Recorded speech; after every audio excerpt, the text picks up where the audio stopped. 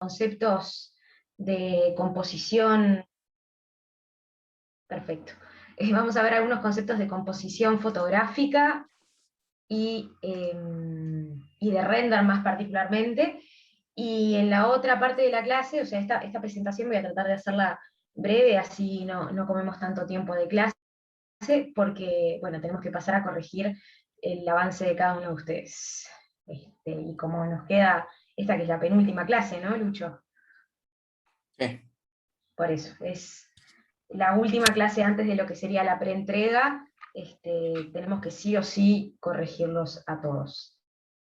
¿Bien? Entonces, para empezar, Bueno, vamos buenos a... días, y ya te dejo todo Tranqui. dispuesto para que puedas, bueno, sos coanfitrión. Perfecto. Bien, impecable. Vamos a Buenos empezar días, chiquilines, y solo. con un video. Un video acorde a la temática que estamos trabajando. Así que vamos a compartir pantalla.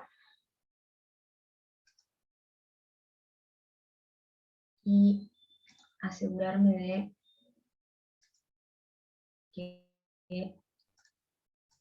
se escuche el audio, si no, no tiene mucha gracia. Share sound. Bien, y ustedes me dirán si se comparte o no se comparte el audio. Sí, se escucha. ¿Sí?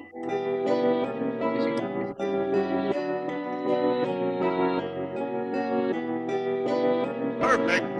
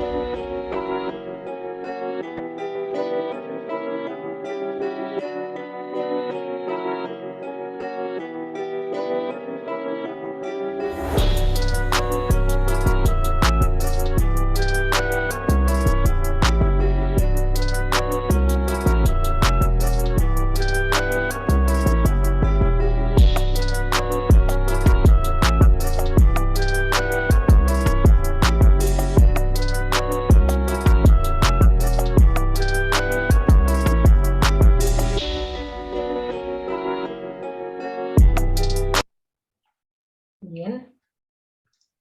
¿Conocen la serie?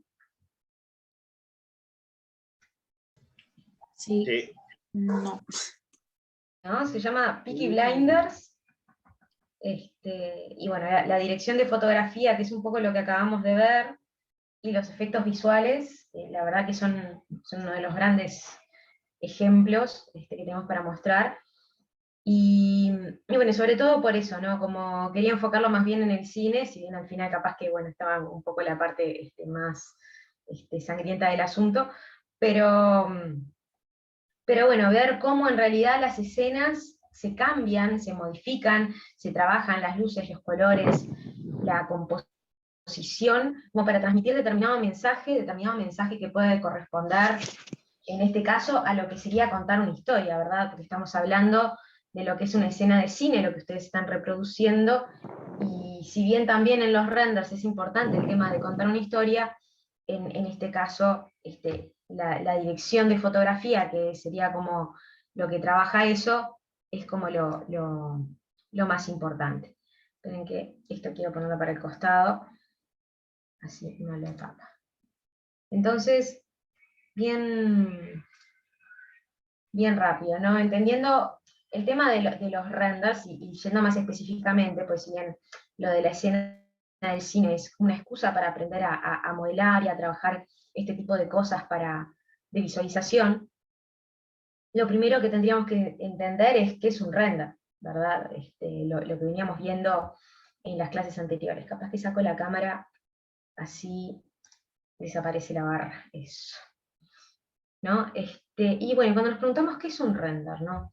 Nosotros tenemos lo que sería nuestro modelo digital, ¿no? Nuestro modelo digital, que puede estar en SketchUp, puede estar en AutoCAD, puede estar en 3D Max o en Lumion, ¿no? Es un modelo lo que se conoce como vectorial, tridimensional, que se realizó con algún software especializado como eso que mencionamos recién. ¿Y el render qué es? Es una imagen 2D, es decir, bidimensional, que se realiza a partir de tomarle una foto a ese modelo. Eso es lo que se conoce como render. Entonces estaríamos pasando de lo que sería información vectorial a información raster. Esto, si bien sé que se mencionó ya previamente en el curso, está bueno siempre tenerlo bien claro. O sea, cuando nosotros estamos trabajando con ese modelo 3D, en AutoCAD o en 3D Max, por ejemplo, estamos trabajando con un modelo vectorial. Nosotros lo podemos recorrer, podemos agrandar lo que vemos, cómo lo vemos a partir de la pantalla de la computadora, y siempre lo vemos con buena resolución, porque se está recalculando permanentemente. Sin embargo, cuando nosotros lo renderizamos, pasamos, es lo que sería esa fotografía, lo que va a componer una grilla de píxeles, ¿verdad? Esa grilla de píxeles tiene un determinado tamaño, no sé, por ejemplo, en los monitores puede ser 1024 por 768, por dar un ejemplo. ¿Qué pasa? Cuando nosotros agrandamos esa imagen a un tamaño mayor al que realmente tiene, entonces comenzamos a ver lo que sería esa grilla de píxeles, ¿no? Cada píxel contiene información de lo que es un color plano. Bien, esa es como la diferencia fundamental. Y cuando nosotros pasamos esa imagen a un render, o renderizamos más bien nuestro modelo 3D, lo que vamos a pasar es a la edición o la postproducción en software de edición de imágenes, como puede ser Photoshop, GIMP, entre otros. Entonces, algunos conceptos bien básicos de lo que sería, que hay que tener en cuenta más bien al momento de realizar el render, ¿no? O sea, primero, qué tipo de render vamos a tener, la composición, con el punto de vista como elemento clave, los materiales y la iluminación, como segunda y tercer pata, por decirlo de alguna manera, la postproducción propiamente dicha, y los elementos añadidos como parte de esa postproducción.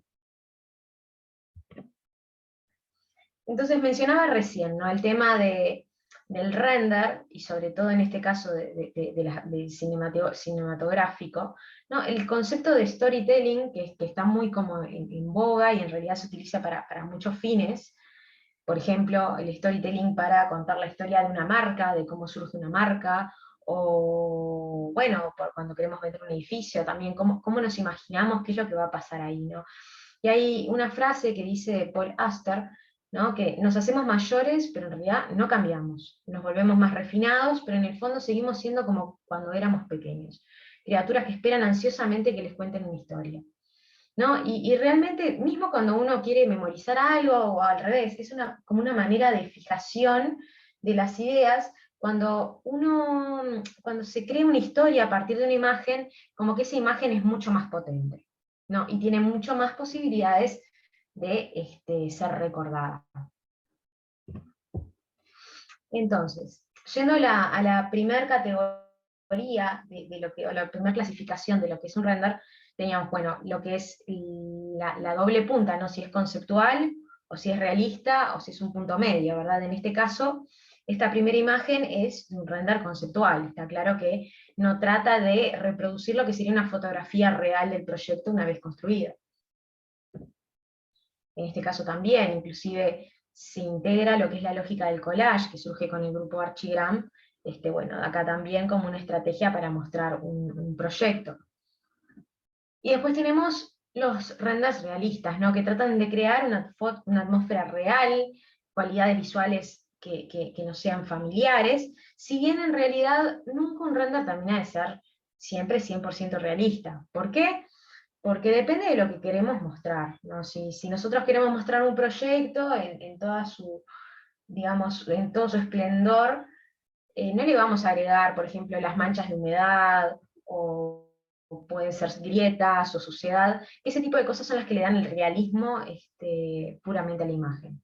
Sin embargo, se encuentra de lo que está catalogado como hiperrealismo, más allá de que se generen unas atmósferas más escenográficas o más, digamos, rutinarias.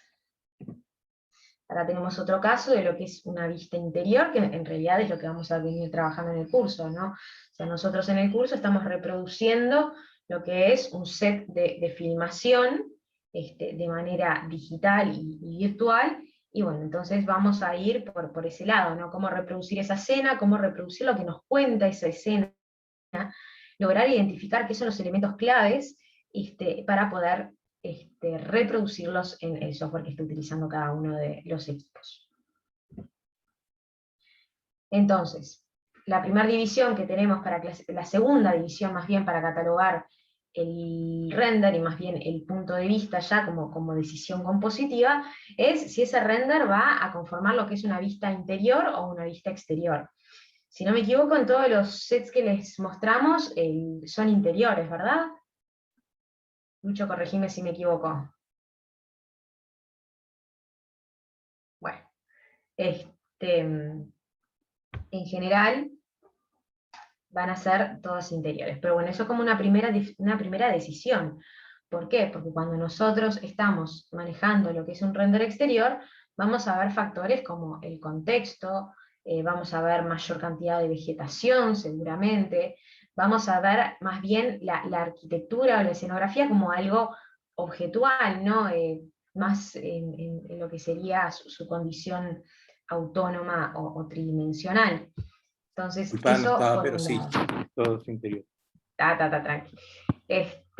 ¿No? Entonces vamos a ver también con mayor detenimiento cómo es o cómo el clima afecta a esa construcción. Sin embargo, cuando nosotros apuntamos a lo que sería una vista interior, vamos a tener otros factores en cuenta. Si bien a través de lo que son las aberturas vamos a tener ese contacto con lo que sería el contexto inmediato, ¿no? En tanto al clima, en tanto a la vegetación, en tanto al contexto urbano, si cabe la posibilidad, vamos a enfocarnos más en lo que sería las terminaciones interiores y cómo éstas reaccionan con la luz, porque nos van a modificar, en definitiva, cómo reacciona al clima del momento esa escenografía. Acá tenemos el caso de un render interior, también se ve como que es un día nublado, pero podemos ver, ¿no? Como que también las luces comienzan a ser más difusas, las sombras se desdibujan, y son cualidades que cambian de una escena interior a una escena exterior, donde las sombras generalmente pueden ser más marcadas cuando tenemos iluminación natural. Acá tenemos otro caso donde también tenemos iluminación natural, en este caso con sombras muy marcadas desde el exterior, pero siempre van a ser más suavizadas en lo que sería una vista interior. Y yendo al tema de la composición, hay tres conceptos que tenemos que tener en cuenta. Por un lado, el centro de interés de la imagen, qué es lo que se quiere comunicar con esa imagen, cuál es esa historia de la que hablábamos recién. En función de eso, cómo se van a distribuir las distintas áreas, ¿no? Cuando nos sacamos una fotografía, sea de un modelo virtual o de un lugar físico que estemos apreciando, siempre vamos a componer una síntesis de esa realidad, es decir, en un cuadro de tantos píxeles de ancho por tantos píxeles de alto, vamos a incluir la información que se va a organizar de forma compositiva de acuerdo a nuestro centro de interés. ¿Y cómo manejamos esa organización? En base a líneas. Tenemos líneas que son imaginarias para componer y otras líneas que, bueno, son las que se aprecian a simple vista en lo que es la imagen. Entonces, ahí se me borró la de definición, pero primero está bueno entender qué significa composición. La composición es la forma en la que se ordenan los objetos vistos dentro del encuadre antes de presionar el disparador, en este caso, antes de apretar el botón de render. Y además, en el caso del render, hay mucho más que definir, en el sentido de que nosotros estamos fotografiando la realidad, bueno, el clima es un factor dado y la iluminación también, ¿no? O la tenemos que, bueno, reproducir. En el caso de Peaky Blinders, que veíamos recién, tiene un sistema muy complejo de iluminación para ahorrar después en postproducción. Pero nosotros también lo que tenemos que considerar en el render es que vamos a tener que configurar esa iluminación y también los materiales, cómo responden las distintas superficies a esa luz, ¿no? Y otra de las composiciones, de las definiciones que tenemos para marcar este concepto es el orden de las partes para formar un todo armonioso. Es decir, nosotros tratamos de que esa composición tenga cierta armonía. Entonces, en base a eso, están los tres conceptos que decíamos recién, ¿no? El centro de interés de lo que sería la imagen tiene que ser evidente para cualquiera que vea la imagen, ¿no? Por ejemplo, en este caso es el faro. Lo segundo, en función de ese centro de interés hay que rellenar el encuadre, ¿no? O sea, eliminamos elementos que le resten atención, y si tengo duda que aparece algo, mejor sacarlo. Es decir, en este caso lo que estamos viendo en las escenografías de cine, está todo pensado al detalle. Cada elemento que se incluye, no sé, por ejemplo en las películas de Stanley Kubrick, desde el patrón de la pared, el color de un teléfono o un lápiz apoyado en la mesa, todo está pensado y es como parte de esos dos actores fundamentales que tenemos en lo que sería el cine, lo que hace el director de fotografía, pero lo que hace también el director de arte, ¿verdad? El director de fotografía es el que define la iluminación y el punto de vista, la composición, y el director de arte es quien va a definir los elementos que van a aparecer para poder recrear la historia. Por ejemplo, si se está recreando una época histórica, bueno, qué tipo de elementos tienen que aparecer, y parte de la dirección de fotografía va a ser definir también los colores que aparecen. Y bueno, por último, decía apoyarse en las líneas, ¿no? Nosotros tenemos algo que se llama la regla de los tercios, que consiste en que si trazamos una cuadrícula que divide en una grilla de 3×3 la imagen, donde se encuentran las líneas, esos puntos de intersección, coinciden con lo que sería conveniente para ubicar el centro de interés. Y eso seguramente cuando ustedes vean y analicen las imágenes que le toca a cada uno, van a notar que siempre el objeto de interés se encuentra como en esos puntos, salvo en situaciones o en excepciones particulares, ¿no? Pero bueno, está estudiado que psicológicamente nos llama más la atención una imagen cuando aprovechamos esos puntos para ubicar determinados objetos. ¿Sí? También usamos esas líneas muchas veces para cambio de planos, para ubicar el horizonte, y bueno, irá más arriba, más abajo en función de lo que se quiera mostrar. Perdón, una duda. Sí, ¿Solo en los puntos o también se puede dar, por ejemplo, en alguno de los encuadros de... es solo en los puntos. Si bien las Ahí va. líneas que componen la imagen generalmente se apoyan en estas líneas imaginarias. A Ahí veces, va. ojo, se puede desfasar un poco, en ese sentido no es que tiene que ser exacto, pero si responde a la cercanía de lo que serían estos puntos de intersección, sí nos va a llamar la atención. Gracias. No, de nada. Y bueno, después hablaba de lo que son las líneas compositivas, ¿no? Tenemos líneas horizontales, verticales y diagonales, también a veces en S, ¿no? Que aportan lo que es un significado a las imágenes, ¿no? Por ejemplo, las líneas diagonales se asocian más bien con lo dinámico, con el movimiento, también dirigen la mirada, ¿no? Lo convergente, mientras que las líneas horizontales como que son mucho más estáticas, mucho más calmas, y las verticales, si bien también son bastante estáticas, como que dan esa sensación de fuerza en la imagen. Entonces, por ejemplo, vemos en este caso, si bien predominan lo que son las líneas horizontales, es una imagen que nos da como cierta calma, además tiene como cierta simetría, que es uno de los casos de excepción, ¿no? Esa simetría que no es perfecta, ¿no? Porque es un diseño asimétrico, nunca se da de manera perfecta en general, pero bueno, es como que siempre también resulta como excepción algo agradable a la vista, si bien tampoco suelen conformar como imágenes demasiado atrapantes todo el tiempo. A veces lo que es la simetría se utiliza como estrategia también en las películas, por ejemplo, de Stanley Kubrick, no sé si vieron El Resplandor, de Shining, o bueno, también la que tienen comprendida ahora para recrear. Él utiliza la simetría jugando con el movimiento rápido de la cámara, pero también como mostrar, tipo, está todo estabilizado y en un momento rompe la simetría cuando pasa algo, ¿no? Es como un tema también de significado. Acá tenemos también una exacerbación de lo que son las líneas diagonales, ¿no? Vemos también cómo esta imagen tiene movimiento, nos genera como cierta inquietud, y tendemos también a seguir la mirada como, bueno, del punto más cercano, más nítido, hacia lo que sería seguir las líneas hacia arriba o las fugantes. Acá también, en una vista interior, se inclinó lo que sería el cuadro de la cámara, no se hizo una perspectiva central, y entonces tenemos como las líneas diagonales que conforman lo que son las fugantes, y también esta imagen, sin embargo, resulta bastante interesante, pero también a su vez dinámica. La vertical, en este caso también en una vista bastante parcial, ¿no? Vemos como esta imagen tiene mucha fuerza y también aprovecha lo que son los tercios, esas líneas que marcaba como para apoyar las distintas partes, componentes de lo que sería el proyecto. Estos son todos renders de unos estudios de arquitectura que dejo al final de la presentación, se los recomiendo para mirar, porque la verdad que tienen trabajos excepcionales. Acá tenemos el caso de la simetría, ¿no? Vemos una simetría perfecta. Es importante que si vamos a componer una simetría no se nos desvíe ni para un lado ni para el otro, tiene que ser completamente perfecta. Y no me refiero a que haya los mismos elementos de un lado que del otro, sino que la geometría principal que compone esa simetría tiene que tener un eje exactamente en el centro.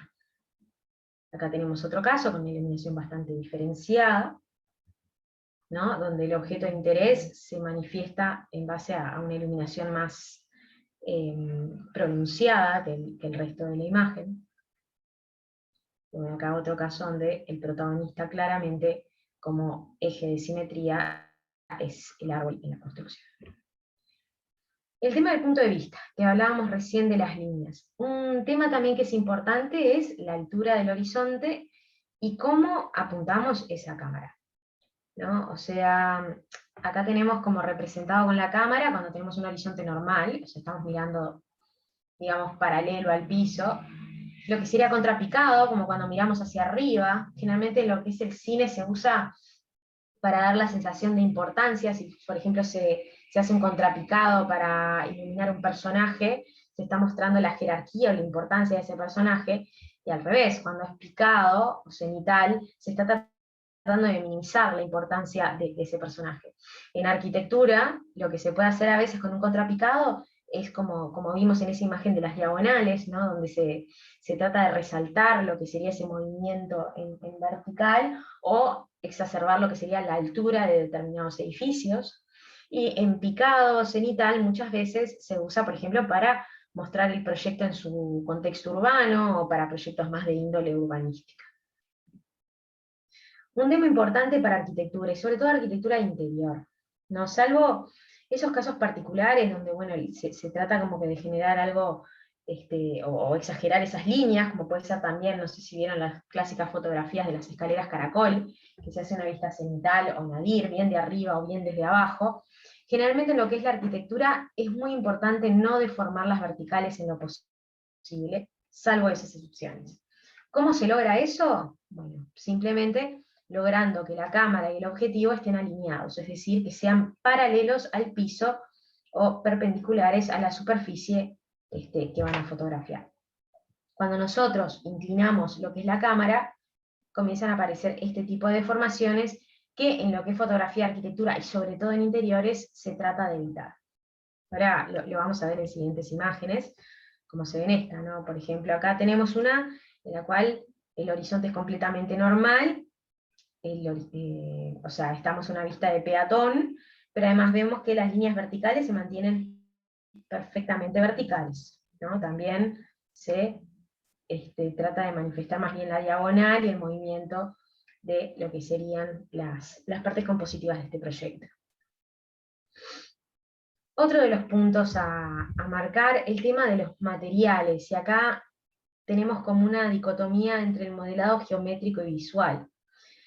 Cuando nosotros tenemos lo que sería geometría en primer plano, como pueden ser los libros si se vieran en esta parte de acá, o las sillas, o por ejemplo acá si tuviéramos pasto en primer plano, generalmente ahí se trata de usar lo que es el modelado geométrico, es decir, modelan cada uno de los elementos y después le aplican materiales.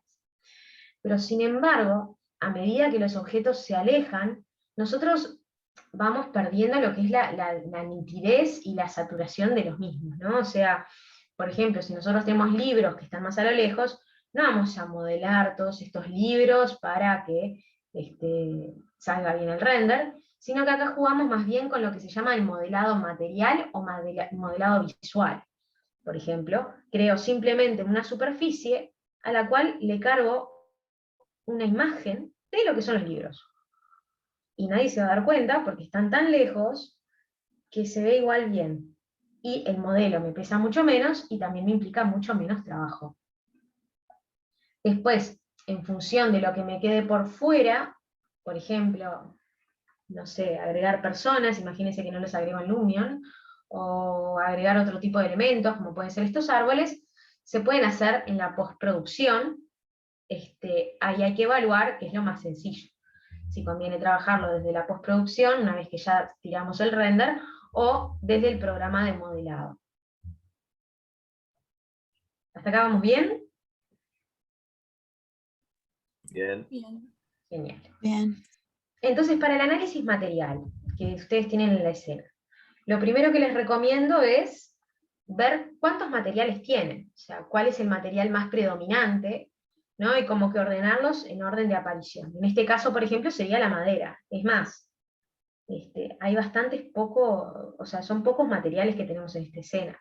Tenemos la madera como protagonista, que inclusive también va a conformar lo que es la madera de la estantería, como siguiendo esas líneas del techo que se van replicando. El mobiliario también responde como un mismo tipo de madera, y después tenemos, por ejemplo, el vidrio. ¿Qué otro material me dicen que hay ahí?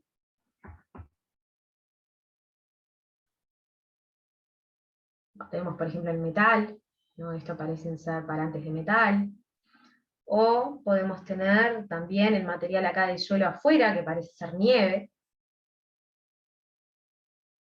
Y después los libros, como un material aparte. ¿Verdad? Cuando nosotros pensamos en un material, lo que estamos pensando es en las propiedades que tiene para reaccionar frente a la luz, ¿no? Entonces, por ejemplo, tenemos la textura y el color, ¿no? Por un lado el color, que a veces se conoce como mapa difuso, ¿no? Nos va a marcar, por ejemplo, en este caso, que esta madera tiene una veta. O puede ser un color plano, como puede ser, miren, esta superficie acá que parece de hormigón cepillado. También, o sea, acá tendríamos, por ejemplo, en el mapa difuso de color, lo que sería la foto de ese paño de hormigón, que tiene que estar a una escala acorde, es importantísimo el tema de la escala. La textura, ¿a qué me refiero con eso? A los relieves, ¿no? ¿Verdad? Que no es lo mismo si esto fuera una cerámica esmaltada, que si tenemos esta superficie de madera, ¿no? Y entonces también, en función de eso, del relieve, por ejemplo, también si tuviéramos una pared de ladrillo, tendría un relieve importante, y ahí sí generalmente priorizamos lo que es el modelado visual, no vamos a modelar ladrillo por ladrillo, manejamos esa cuestión de las texturas. El brillo, bueno, si es una superficie muy brillante, como puede ser el vidrio, vieron que acá se simula un poco inclusive algo de suciedad, como para darle más realismo, ¿no? El tema de una cerámica esmaltada, o una cerámica mate, o si algo es semimate, como puede ser esta superficie de madera. Esa es otra de las propiedades a tener en cuenta.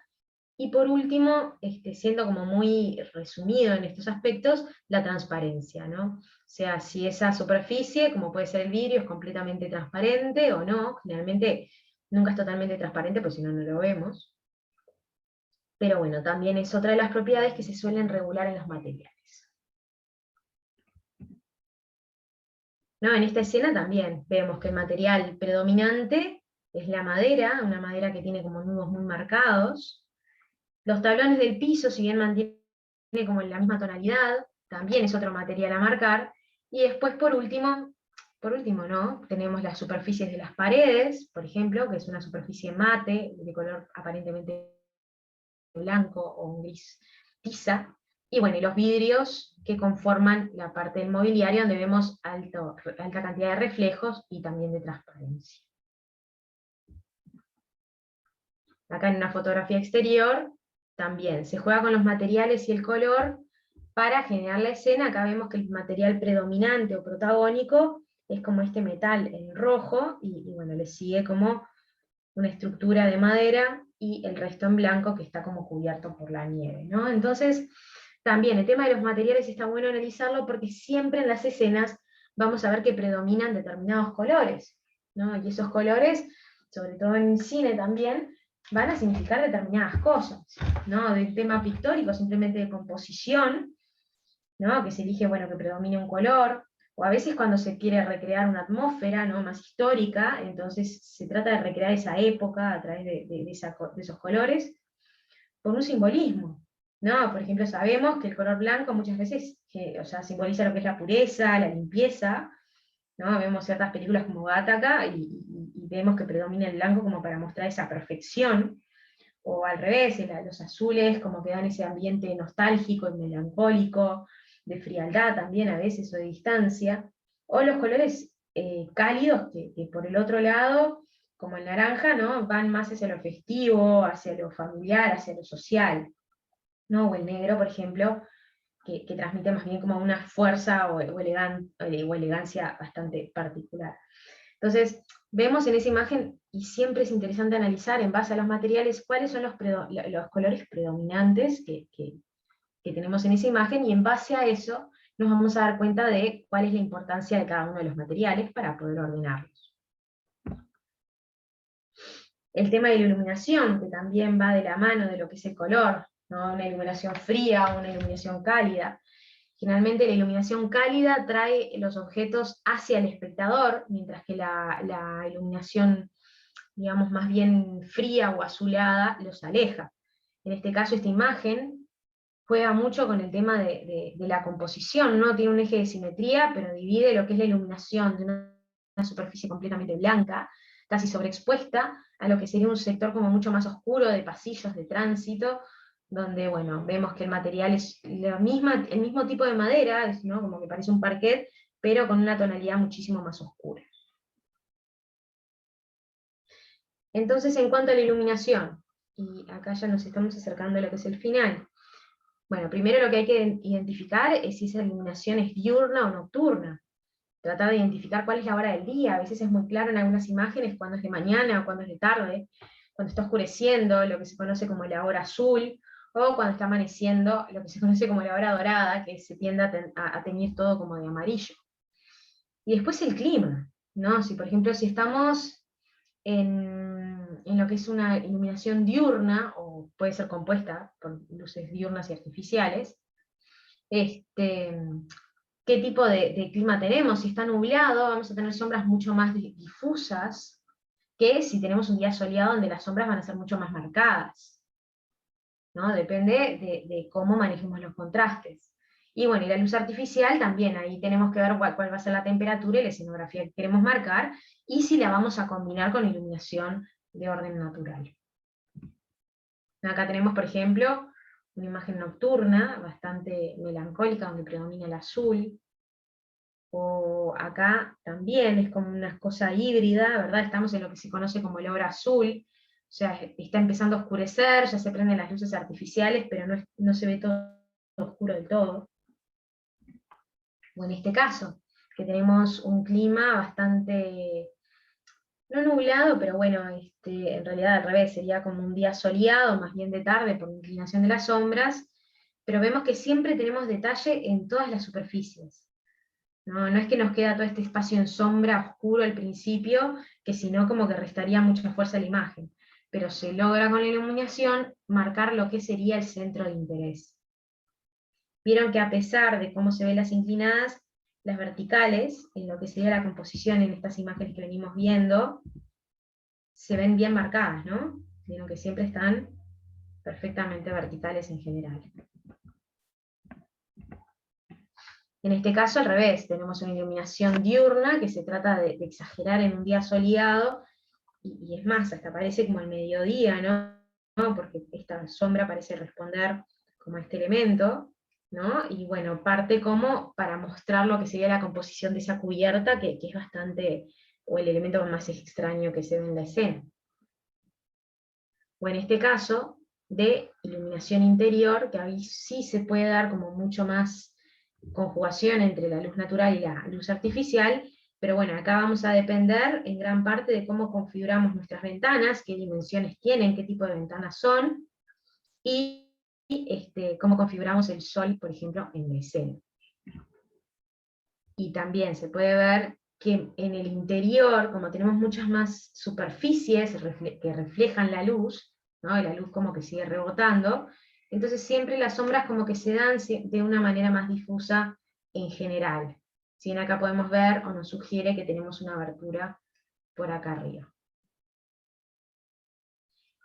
Y terminando con lo que sería el último punto, el tema de la postproducción. Es decir, una vez que nosotros configuramos todo esto en el render, y ya definimos qué elementos vamos a incluir, qué es lo protagónico, qué colores van a predominar, trabajamos los materiales, las luces, vamos a la postproducción propiamente dicha. En este caso pongo el menú de lo que sería en Photoshop, la edición de imagen, pero si nosotros vamos al menú imagen, ajustes, tenemos toda esta serie de menús que nos permite manejar el color general de la escena, ¿no? Por ejemplo, tono saturación, o el balance de color, si lo queremos tirar más hacia el azul o más hacia los amarillos.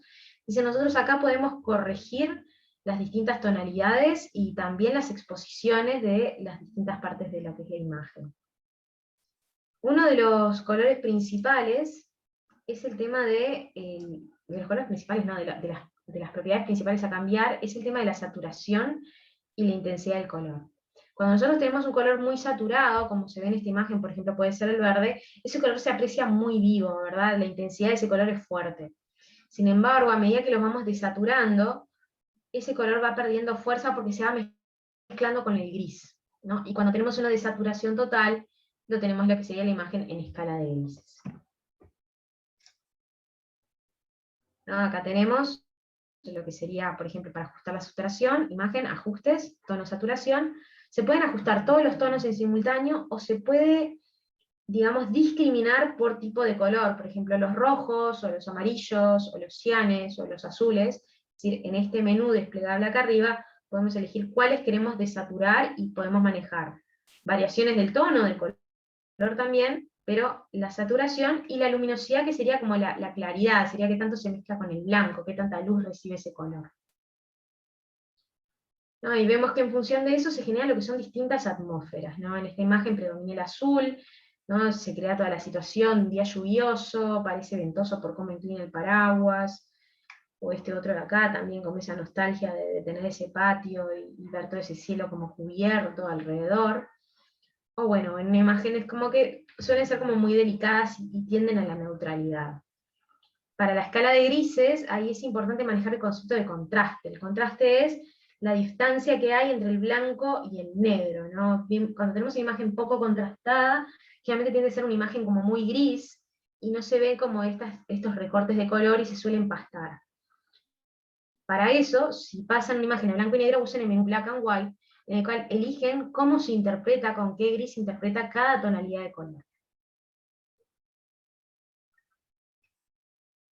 Y hablamos de eso, de la atmósfera, ¿no? En esa postproducción que vamos a generar. Por un lado con el color, ya la venimos trabajando con el material, con la luz de la escena, después con el color, pero también con todos los elementos que vayamos a añadir, ¿no? Acá tenemos como algo más bien abandonado, donde se predominan los verdes, el musgo, se trata de destacar el musgo.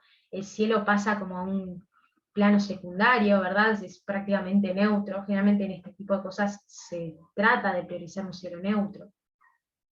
Y acá lo vemos en el caso de esos colores, esa iluminación en el cine. No sé si vieron la serie Dark, pero se juega mucho con el tema de ese azul como elemento nostálgico, y el amarillo como elemento de contraste, ¿no?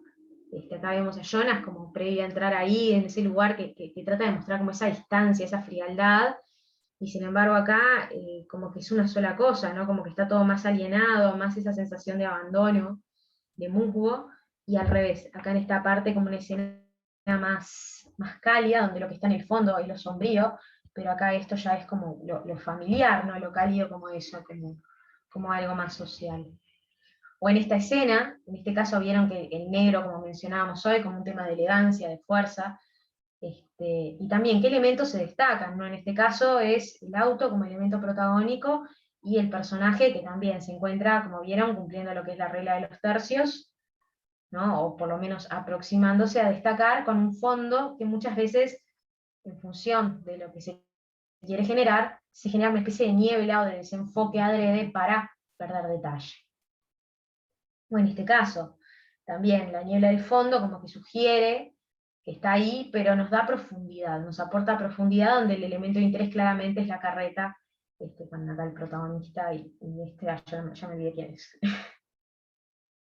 En este caso también la iluminación y el color se usa para recrear una escena, ¿no? Como algo más vintage, más antiguo, y donde vemos que en el plano de atrás se utiliza lo que es un efecto cruzado, es decir, tenemos una iluminación como mucho más azulada por la parte de atrás, y lo que tenemos en primer plano, sin embargo, se maneja los colores más cálidos, más amarillos. Entonces, acá se me borró una imagen, pero es esto. No, se me desordenó. No, entonces a veces no se asusten cuando del render sale algo como un poco duro, sino que recuerden que después en la postproducción todo eso se puede cambiar, como vieron acá no es muy realista, pero se puede cambiar el cielo, se puede retocar la iluminación, la claridad de los materiales, vieron acá los autos como que les agregaron luces, y con un desenfoque de movimiento genera como esos halos, les agregan las personas, y todo eso va generando como la atmósfera del lugar, y va generando lo que es la imagen, ¿no? Inclusive acá se le agrega lo que es el contexto. Y acá tienen otro caso, donde se ven bien claramente cómo van trabajando el tema de la profundidad. Vieron que acá todavía está todo muy plano, muy sobre lo que sería el observador. Por suerte hoy los programas tienen como opciones de desenfoque de lente, que simulan como las cámaras reales para que lo del fondo se vea como más distorsionado. Pero bueno, acá se hace desde la postproducción, ¿no? Se maneja primero como un tema de desaturación para manejar como ese clima de nieve. Después se agrega en base a lo que serían fotografías reales de suciedad, de huellas de autos, ¿no? Se agrega acá. Es importantísimo el tema de la correspondencia geométrica. Si hay una deformación que no encaja, eso va a saltar. Después se agrega una niebla general, donde ahí sí comienza a tener más profundidad, ¿no? Más niebla o más distorsión de la imagen, menos nitidez a medida que los objetos están más lejos. Lo que está más cerca se maneja con más contraste. Y acá, bueno, se reproduce lo que es la iluminación artificial con la postproducción. Yo recomiendo en general tratar de hacerla desde el programa, desde el software, porque es difícil esta edición que quede bien, pero bueno, se puede, claro está. Agrega también como las personas, los árboles, ilumina lo que son la iluminación de la calle. Y bueno, con esto también le agrega nitidez a lo que sería el objeto o el centro de interés, y le va sacando a medida que se va yendo hacia atrás. Entonces no es que la ciudad se termina ahí y ahí tenemos el fin del mundo, sino como que se sugiere que todo eso sigue para atrás, ¿no? Entonces, cuando hacemos esa postproducción tenemos que ver primero el color general de la imagen, y después todos los elementos que vamos a añadir, las personas, qué van a estar haciendo esas personas, cómo están vestidas, los elementos, vamos a agregar también animales, mobiliario, qué es lo que vamos a incluir. Y en este caso, si estamos reproduciendo lo que es la escena, bueno, cuáles son los elementos protagónicos y cuáles son los que puedo de golpe variar un poco y se sigue manteniendo lo que es la esencia de la escena. Y texturas, se pueden mejorar también las texturas si no nos quedaron muy bien desde el render, o queremos agregar, por ejemplo, vegetación en primer plano, entre otras cosas. Y por último, el tema del horizonte. Opa, me quedo colgada ahí. Bueno, ahí lo de la niebla, se me desordenaron algunas diapositivas, después lo arreglo. ¿Cómo se genera? Es muy fácil, con un pincel blando en general, con poca opacidad, y se va pintando más fuerte lo que está al fondo, y después a medida que se acerca, esa opacidad se va bajando aún más, o se dan menos capas. Acá vemos un caso, una edición, primero, el render, ya postproducido pero sin la niebla, y acá como se suaviza con la niebla, dando como esa iluminación más efímera o más bien protagónica de lo que es la imagen. Y cuando hacemos un fotomontaje con personas o plantas o lo que sea, es importante tener en cuenta la altura, ¿no? Entonces, cada imagen tiene un determinado horizonte, como se ve en esta, y el horizonte va a coincidir más o menos, con una diferencia, no sé, máxima de 15 centímetros, con lo que es la altura de los ojos de las personas, si estamos en un horizonte normal. Acá como vemos tenemos un niño que entonces queda por abajo, entonces bueno, está bien, porque es más bajo, o por ejemplo estas personas que como están subiendo una rampa, entonces sí se encuentran a una altura mayor a la que el espectador que está sacando la foto. En este otro caso, que también vemos como hay un montón de gente ahí, pero bueno, el horizonte sin embargo coincide en todas, excepto en los niños también, como vemos nuevamente, o en la gente que está sentada. Entonces, eso va de la mano de lo que es la coherencia geométrica, ¿no? Acá vemos la altura de los ojos de la mujer que está en primer plano, y por ejemplo, las tres personas que están acá atrás, como también a lo que están en el mismo plano verde, coincide el horizonte. Y bueno, no mucho más de esta presentación. Capaz que les muestro un video ahora bien rápido, pero antes del video quería preguntarles si tenían alguna pregunta. Bueno, hay algunos videos acá que les quería mostrar. Por ejemplo, en este no. Este es un estudio de render. Por ejemplo, acá tenemos una imagen que generan en torno también a un proyecto arquitectónico, y cómo van creando también el contexto, van ajustando la luz, eso todo por producción, ¿no? El render salió como muy iluminado, pero le van agregando también las texturas de esa producción, ¿no? Con lo que es la variación de la iluminación, ahí va variando la saturación, ¿no? Y van agregando elementos añadidos, como vemos esos árboles, o este otro camino que aparece ahí, como para generar lo que es la atmósfera general de la imagen.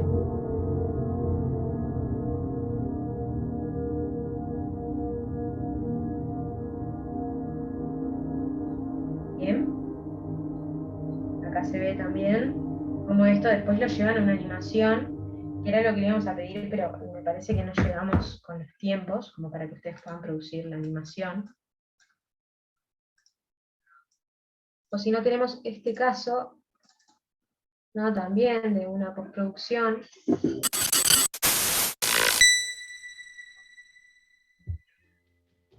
¿No? En este caso un render de arquitectura.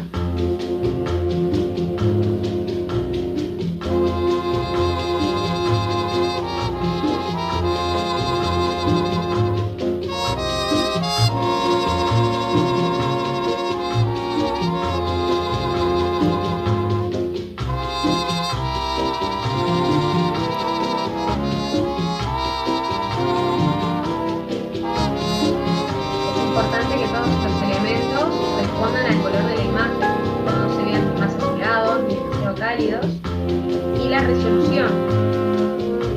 Recuerden, cuando ustedes están sacando un render, tiene una resolución de salida, cuando agregan un elemento, si tiene mucho más o menos resolución, esto contrasta. O sea, eso tiene que estar también alineado. Aquí tienen este otro caso, y ya con eso vamos terminando, donde también se ajustan los colores, por eso está bueno de ver. Este lo mostré en el curso propedéutico. Si alguno fue. Pero también es un render de arquitectura, donde bueno, partimos de una base que ya está con una niebla generada, se aclara la imagen, se agrega suciedad para darle realismo a ese entorno, se ajusta la luz de todo lo que se agrega. Por más que la nieve es blanca, vieron que se lleva al azul.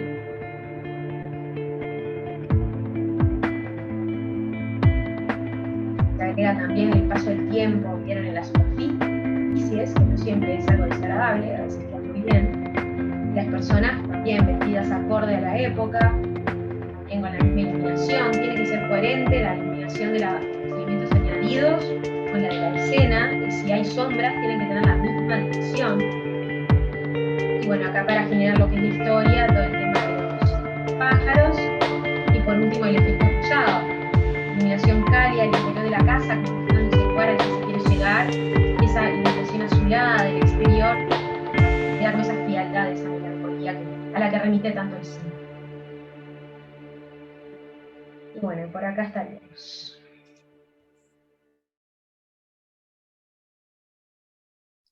Excelente, Gaby. A la regla de los tercios. La verdad que,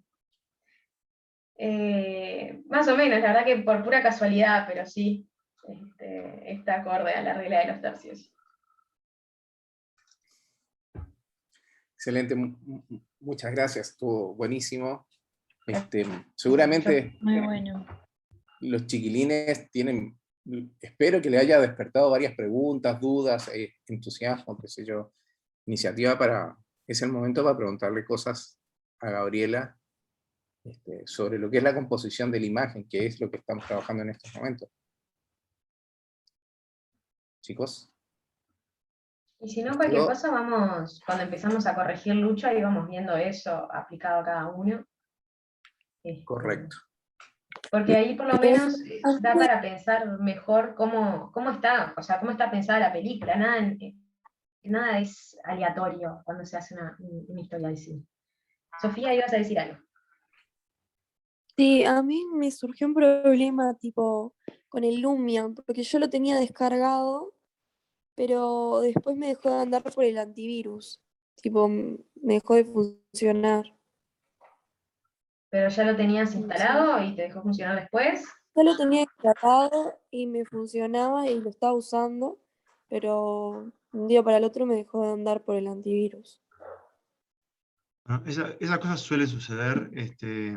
Tenés que tratar de entrar al antivirus y